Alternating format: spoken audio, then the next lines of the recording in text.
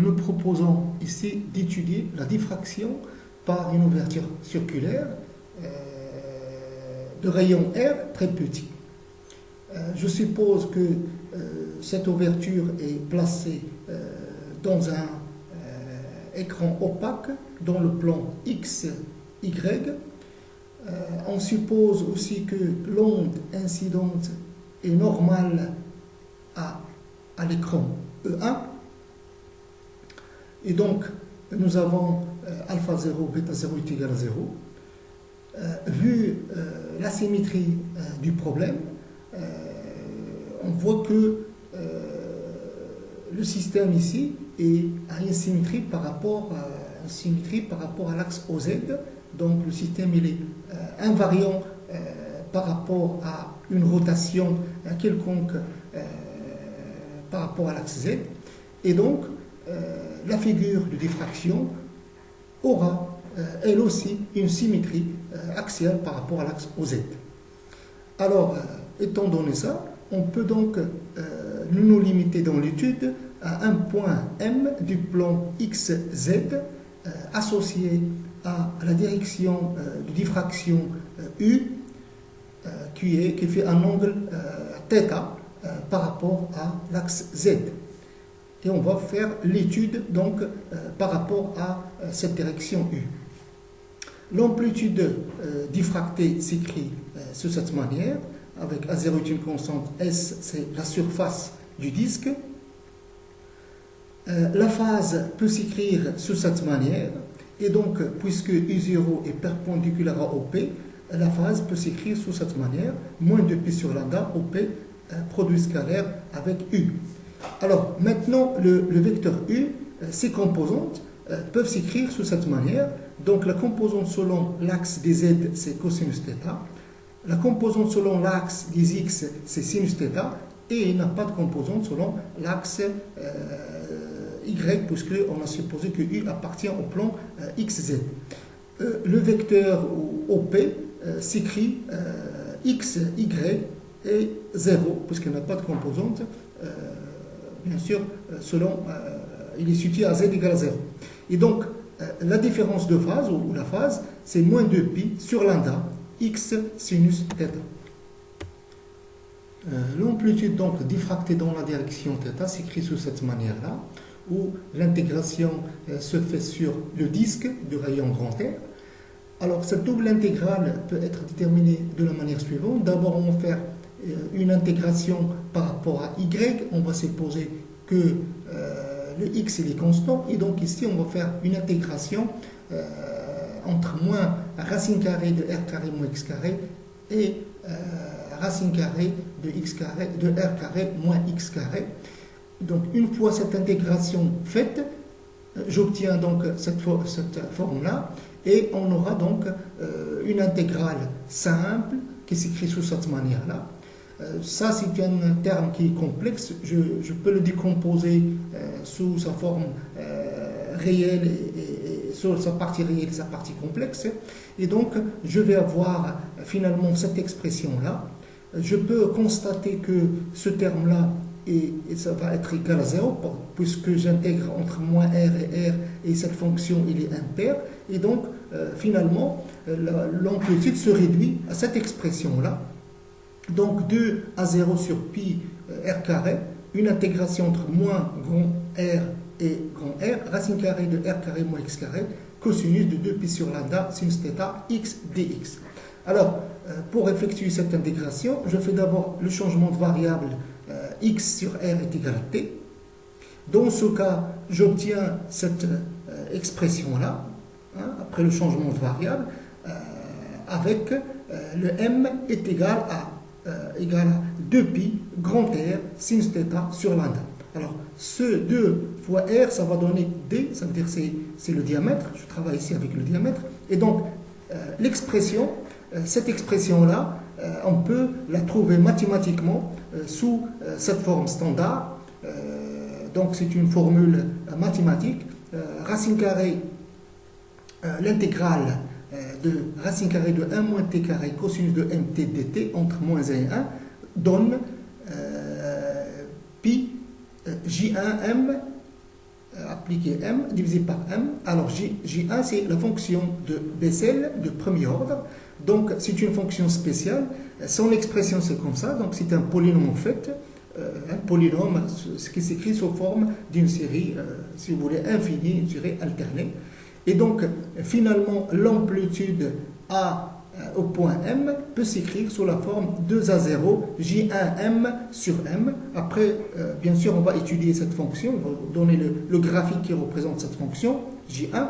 Donc finalement, l'intensité créée par l'ouverture circulaire de diamètre D dans la direction θ peut s'écrire sous la forme, donc cette amplitude au carré. Donc I0 J1M sur M à la puissance 2. Avec m est égal à cette expression-là. D'une façon générale, la fonction de Bessel de première espèce d'ordre n s'écrit sous cette manière-là. Donc, nous voyons que lorsque n est pair, la fonction est paire, et lorsque n est impair, la fonction est impaire. En ce qui nous concerne, nous, on s'intéresse à J1. Donc, J1 s'écrit sous cette manière-là.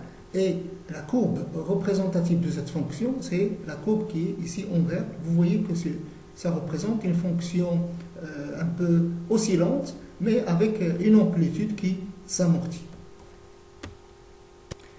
Je donne ici la représentation graphique de la fonction J1M sur M au carré. Donc ça c'est J1M sur M au carré, et ça c'est M. Donc comme nous voyons ici, la fonction, il ressemble à la fonction sinus cardinal au carré. Vous avez des maximums et des minimums. Dans ce tableau-là, on a placé les maximums et les minimums de cette fonction. Alors, le maximum principal, il est situé à m égale à 0. Ça, c'est le maximum principal. On suppose que ici, la valeur, c'est 1. Il y a des pics maximum secondaire. Ce pic, par exemple, il est situé à 1,63 pi. Le deuxième pic ou pic d'ordre 2, le pic maximum d'ordre 2, ici par exemple, là, il est situé à 2,67 pi. Vous avez aussi des minimums, minimum d'ordre 1, il est situé à ce niveau-là, à 1,22 pi, et vous avez le minimum d'ordre 2 ici, situé à 2,23 pi. Et donc, nous voyons ici sur ce tableau les intensités des maximums secondaires d'ordre 1, d'ordre 2, etc. Donc, nous voyons que l'intensité diminue complètement. Par exemple, le maximum, le premier maximum, il a une intensité à peu près à le centième de l'intensité principale. Ici, ça se divise par 10. Donc, ça veut dire que les autres ordres, ou les ordres 3, 4, etc., sont difficiles à observer en pratique. Donc, la figure de diffraction se présente comme ça. Donc, nous avons une tache centrale, brillante, qui s'appelle la tache d'Erie. Donc, cette tache-là, il est limité par un anneau noir. Donc, cet anneau noir, normalement noir, il est dû à la présence de ce minimum-là. Ce minimum-là, il est situé à m est égal à 1,22 pi, donc ce minimum-là. Le m s'écrit sous cette forme-là, pi d θ sur lambda. On a supposé ici que sinus θ à peu près égal à θ, parce qu'on travaille dans les conditions de diffraction de Fraunhofer, c'est-à-dire à une distance très éloignée de l'ouverture diffractante. Et donc, la tâche d'Erie sera limitée par l'angle θ1 à cet angle-là, ici. Donc, la tâche d'Erie, sa limite, c'est ici, là. Et le θ1 correspondant, c'est 1,22 lambda sur t. Et puisqu'on peut écrire θ1 égale à tangente θ1 égale à cette distance-là, que j'appelle x1. Donc, x1, c'est le rayon de la tâche d'Erie. Donc ce x1, par exemple, divisé par f si on travaille avec une lentille. Et donc, finalement, le rayon de la tâche d'Erie, c'est 1,22 lambda d fois lambda divisé par petit d fois la distance focale de la lentille. Si on ne travaille pas avec une lentille, c'est-à-dire on travaille avec un laser par exemple, on n'est pas obligé d'utiliser une lentille, on doit remplacer f par grand D. Une toute dernière remarque, nous constatons ici que les anneaux sombres sont équidistants. Donc il y a une équidistance angulaire entre les anneaux sombres et que cette valeur, la valeur de la distance du pas de la distance angulaire, c'est lambda sur D. Nous proposons ici de calculer l'intensité de diffraction issue de deux fentes étroites et très voisines. Donc je considérais ce schéma-là pour la démonstration. Donc nous avons une fente F1 très fine, F2 est identique à F1. La taille des deux fentes c'est A, c'est très faible.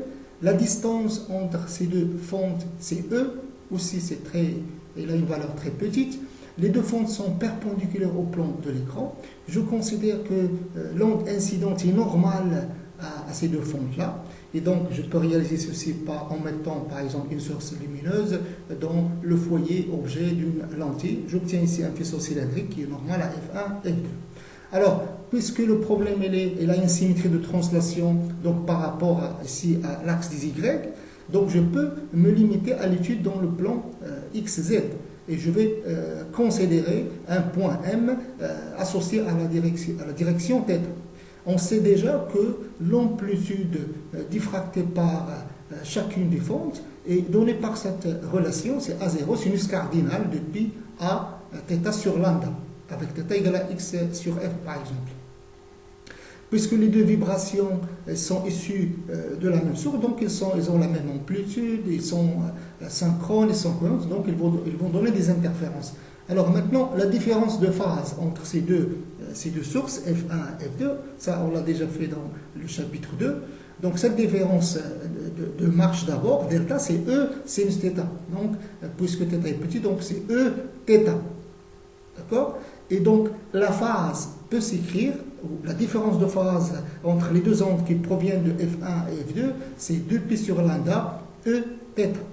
Alors, ici, j'ai donc l'onde qui provient de F1, que je peux l'écrire par exemple sous cette forme A1 cosinus oméga t. L'onde qui provient de F2, c'est A1 cosinus de oméga t plus phi, ça c'est la différence de phase entre les deux. Alors, la somme maintenant, la superposition ou des interférences entre psi 1 et psi 2, la somme ça donne comme ça. Et donc, l'amplitude associée à l'onde résultante s'écrit sous la forme de A1. A1, c'est l'amplitude associée aux deux ondes. Cosinus de phi sur 2, phi, c'est la différence de phase entre psi 1 et psi 2. Ça, c'est un exercice qu'on a déjà fait dans la série 1. Et donc, l'amplitude résultante de ces deux fentes peut s'écrire sous cette forme-là de A0 sinus, si vous voulez, pi A θ sur lambda, pi A θ sur lambda, cosinus de pi E θ sur lambda. L'intensité, donc c'est le module de A, donc c'est A au carré. L'intensité diffractée par la double fente s'écrit donc sous cette forme-là, I égale à 4 I0, sinus cardinal de pi A θ sur lambda, cosinus au carré de pi E θ sur lambda. Donc nous voyons que le premier terme, c'est un terme de diffraction. Le deuxième terme, c'est un terme, on le reconnaît, c'est un terme d'interférence. On va considérer bien sûr le cas normal où la largeur des fentes est petite devant la distance entre les deux fentes, E. Donc l'enveloppe ici, donc le tracé de la courbe se présente comme ça. Vous avez une enveloppe ici de la courbe de diffraction. Les minimums sont donnés par lambda sur A, moins lambda sur A, 2 lambda sur A, moins 2 lambda sur A, etc. Donc ça, ce sont les minimums de la fonction sinus cardinal. À l'intérieur, vous avez ici des pics qui sont à l'intérieur des tâches de diffraction. Vous avez des pics de la courbe d'interférence. Alors, ces pics-là, ce sont des maximums de la fonction cosinus carré de PE θ sur lambda. Ils correspondent donc ici à lambda sur E, 2 lambda sur E, moins lambda sur E, moins 2 lambda sur E. Donc, finalement, la figure de diffraction se présente comme ça. Donc, vous avez une tâche centrale qui est formée par plusieurs tâches, hein, et vous avez des tâches secondaires qui sont séparées en quelque sorte. Alors maintenant, si on diminue la distance A, ça veut dire si la largeur des fentes diminue. Alors dans ce cas, ce terme lambda sur A va augmenter. Et donc le nombre des tâches maintenant, des petites tâches qui sont à l'intérieur des tâches de diffraction va augmenter. Et donc, les franges d'interférence à l'intérieur de chaque tâche de diffraction vont être de plus en plus nombreux. Alors, dans le cas limite où la largeur des fentes il est vraiment très faible ou négligeable devant E, ce terme-là, sinus cardinal, il va tendre vers 1. Et donc, l'intensité s'écrit 4i0 cosinus carré de pi e θ sur lambda. Et on reconnaît ici, si vous voulez, l'expression de l'intensité résultant des interférences de deux sources des fentes de Young. Nous nous intéressons ici à la diffraction par des réseaux de diffraction. Nous nous limitons ici au réseau plan, c'est-à-dire des réseaux qui sont représentés dans un plan. Ces réseaux sont constitués d'un grand nombre de fentes qui sont infiniment fines. Ils sont toutes identiques. Donc, la distance entre deux fentes est appelée période du réseau. Et en général, un réseau est caractérisé par le nombre n qui est égal à l'inverse de A. Au fait, c'est le nombre de pas par unité de longueur, par centimètre ou par millimètre. Un exemple, supposons que la période A est égale à 0,66 micromètres. Alors, dans ce cas, on obtient à peu près 6000 pas par centimètre. Pour les réseaux réels de bonne qualité, ils comportent normalement aux alentours de 5000 traits par centimètre, et donc sur une longueur de plusieurs centimètres, 2, 3, etc. Donc on obtient donc un nombre de fentes qui dépasse les 10 000. Pour calculer l'intensité diffractée par un réseau constitué d'une fente, on va utiliser ce schéma-là. Donc c'est le schéma qui a été utilisé pour l'étude de la diffraction de deux fentes. Nous avons donc n fentes ici, F0, F1, etc. Dans le plan XY. Donc ça c'est le plan des Z, il est perpendiculaire au plan qui contient F1 jusqu'à Fn. Alors je sais que chaque fente, bien sûr infiniment fine, produit une amplitude de diffraction qui est égale à 0 sinus cardinal de U. Avec U, c'est pi L θ sur lambda. L, c'est la largeur de chaque fente. La différence de phase entre deux fentes successives, dans la direction, bien sûr, θ ici, la direction θ associée au point M, peut s'écrire sous la forme de P sur lambda delta. Avec delta, c'est A fois θ. A, c'est le pas, c'est la distance entre deux fentes. Et donc, l'amplitude totale dans la direction U, c'est la somme des amplitudes provenant des différentes fentes. Et donc, A, c'est A0 plus A0 l'exponentielle I phi plus A0 l'exponentielle I de I phi, etc. Donc, vous avez les phases ici, ça augmente, puisque après chaque si vous voulez, fonte, la phase augmente de phi. Donc A s'écrit comme ça, on peut l'écrire sous cette forme-là, ou mathématiquement aussi, on peut l'écrire sous cette forme-là. Après quelques opérations algébriques, on arrive à cette relation-là. Et donc, l'amplitude, finalement, s'écrit sous la forme n, sachant que n, c'est le nombre de fontes, nombre total de fontes. Sinus de u sur u, l'exponentielle de i phi sur 2, n moins 1, sinus n phi sur 2 divisé par n, sinus de phi sur 2. L'intensité étant à l'amplitude au carré, et donc c'est ça au carré, donc finalement l'intensité s'écrit sous la forme I0, sinus de U sur U au carré, sinus de N nu sur N sinus de nu, avec nu s'écrit sous cette forme-là, PA θ sur lambda, donc vous voyez que ça c'est lié à la distance A entre les deux fonds, donc lié au terme, ça c'est un terme d'interférence. Et ce terme-là, c'est un terme de diffraction, on le reconnaît, puisqu'il y a le sinus cardinal, et le paramètre qui intervient ici, c'est L, c'est la largeur des fentes.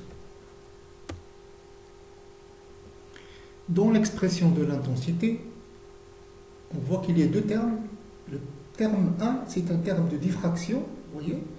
Donc, ça représente donc une sinusoïde amortie. Vous la voyez ici, l'enveloppe en vert. Les minimums de cette sinusoïde, c'est lambda sur L, 2 lambda sur L, moins lambda sur L, moins 2 lambda sur L, etc. Alors, le deuxième terme ici, au fait, ça représente l'intensité ou le profil d'intensité correspondant aux interférences de plusieurs, si vous voulez, de plusieurs sources lumineuses cohérentes. Elle est représentée par la courbe en rouge. Vous voyez qu'il y a des pics principaux et des pics secondaires de part et d'autre. Le terme d'interférence est sinus de n phi sur 2 divisé par n sinus de phi sur 2, le taux au carré, est représenté sur la courbe ici en rouge. On voit ici que les maximums principaux sont donnés lorsque Gn phi sur 2 est égal à mpi. Dans ce cas, ce terme-là, ça donne 1. Alors, ces valeurs correspondent donc à θ égale à m lambda sur A. Ça veut dire lambda sur A, 2 lambda sur A, moins lambda sur A, moins 2 lambda sur A, etc. Par rapport maintenant au minimum de f, les fonctions ou les abscisses dans lesquelles la fonction s'annule, alors ils correspondent à ces points-là. Donc f est nul lorsque n phi sur 2 est égal à kpi. Dans ce cas, ce terme devient 0 et la fonction fθ est égale à 0. Alors, c'est-à-dire ici que θ correspond à k, un nombre multiplié par lambda sur na, avec bien sûr n, c'est le nombre de fontes. Nous voyons que k doit prendre les valeurs de 1 à n moins 1. Et donc, finalement, les minimums ici, entre deux pics principaux, ils sont au nombre de n moins 1. Donc, entre deux pics principaux, il y a n-1 minimum. Et donc, puisque entre deux minimums, il y a un maximum secondaire, et donc on aura n-2 maximum secondaire entre deux pics, si vous voulez, principaux d'interférence.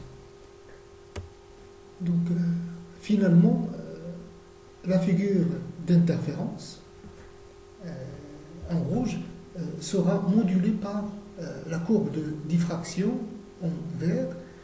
Et donc, si le nombre de fontes est grand, les pics secondaires qui sont situés ici, ils vont s'amincir et leur intensité devient très faible, et seuls les pics principaux seront observables en pratique. Et les angles associés à ces pics et sont bien sûr lambda sur A, 2 lambda sur A, moins lambda sur A, etc. Et donc, finalement, on aura des tâches de diffraction, et dans chaque tâche, vous avez donc un certain nombre de pics d'interférence. Il y a en fait une façon plus simple pour déterminer les directions correspondant aux pics principaux. En effet, pour ces pics-là, et pour ces directions, nous savons que les fentes ou les ondes émises par les fentes, ils sont en phase. Ça veut dire, si je prends par exemple 2 fentes consécutives, la différence de marge entre les ondes issues de U0 et les ondes dans la direction U peuvent s'écrire sous cette manière-là. Et donc, la différence de marche, c'est P'H moins HP'. Le P'H peut s'écrire sous cette manière, donc P', pardon, sinus θ. PH' s'écrit sous cette manière-là. Donc, la différence de marche entre les ondes dans la direction U et l'onde incidente, pour ces 2 sources-là, ça s'écrit sous cette manière, A sinus θ moins sinus θ0. Et donc, les maximums principaux correspondent à différence de marche est égale à M lambda, puisqu'ils sont en phase. Et donc, cela correspond à la condition, si vous voulez, sinus θ moins sinus de θ0 égale à M lambda sur A. Alors, θ0 c'est fixe, c'est la direction initiale, et θ c'est l'angle qu'on cherche. Alors, pour M est égal à 0, nous avons donc c'est la direction initiale, c'est le pic principal, et pour M par exemple est égal à plus ou moins 1, c'est le pic d'ordre 1, ou le pic principal si vous voulez correspond à l'ordre 1, et pour M égale à plus ou moins 2, là et là, c'est les pics d'ordre 2. En général, en incidence, si vous voulez, normale, θ0 égale à 0, les pics ils sont donnés par cette relation qui est très simple, sinus de θm égale à M lambda sur A, et donc M c'est l'ordre du pic. Donc on aura, si vous voulez, l'occasion de discuter cette question dans la série 3, exercice 3.